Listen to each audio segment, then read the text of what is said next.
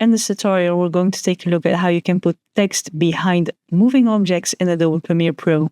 So I have my moving video layer here, and I'm first going to make a text by using the text tool and then typing something where I want to have it.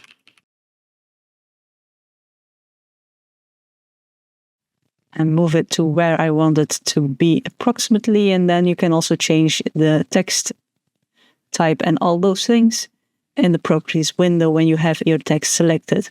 Next, we're going to duplicate our video layer by selecting it and then Alt Option dragging it on top.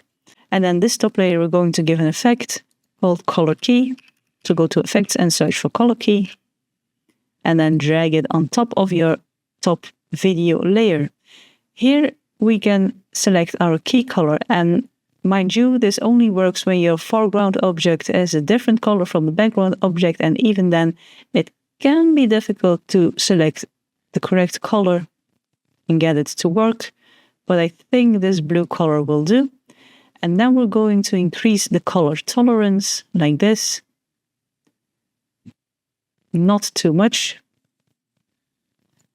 just enough so that our text becomes visible. And now we have a text behind an object. Let me know in the comments below if you liked this video. Be sure to press the thumbs up button if you did. Press the subscribe button if you want to see more of my videos. I have new tutorials going live every week. And for now, thank you for watching my video.